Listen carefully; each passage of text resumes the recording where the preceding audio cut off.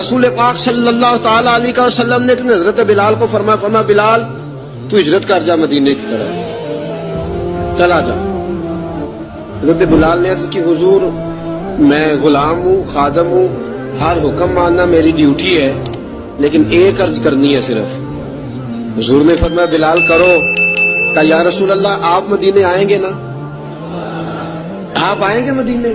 رسول پاک صلی اللہ علیہ وسلم مسکرا پڑے، فرمایا ہاں میں بھی آؤں گا۔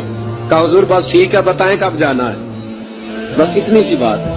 سرور کون مکان سیاح لا مکان صلی اللہ تعالی علیہ وسلم نے فرمایا بلال یہ 16 مرد عورتوں بچوں پر مشتمل 16 لوگوں پر مشتمل یہ قافلہ ہے، اس قافلے کے اوپر تجھے میں امیر مقرر کرتا ہوں، تو ان کو لے کے جائے گا مکے سے مدینے، 250 کلومیٹر کا سفر، 250 میل کا سفر۔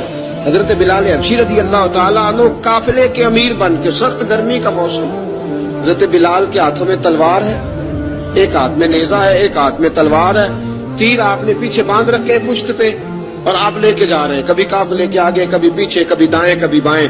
عورتیں اور بچے ذرا پریشان ہوتے تو حضرت بلال فرماتے پریشان ہونے کی ضرورت نہیں، ہمیں مصطفیٰ کریم نے بھیجا ہے، ہمیں نبی اکرم صلی اللہ علیہ وسلم نے بھیجا، میرا یقین بڑا مضبوط ہے۔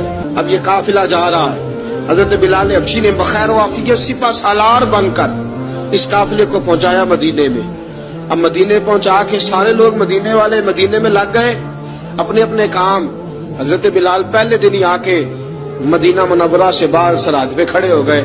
کہا بلال ادھر کیا کر رہے ہو؟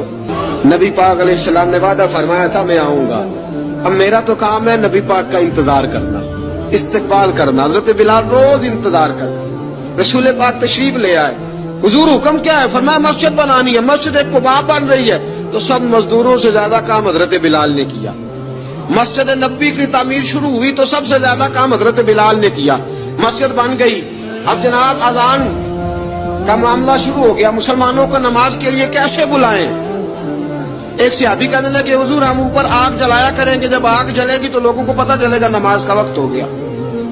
ایک نے کہا ہم بڑی دف منگواتے ہیں، دف بجائیں گے، نماز کا وقت ہو گیا۔ حضور نے فرمایا جاؤ صبح فیصلہ کریں گے۔ رات صحابہ سوئے، حضرت عبداللہ ابن زید رضی اللہ تعالیٰ عنہ اور حضرت عمر فاروق رضی اللہ خواب دیکھتے ہیں، خواب میں کوئی اذان پڑھ رہا، اللہ اکبر اللہ اکبر اللہ اکبر اللہ اکبر۔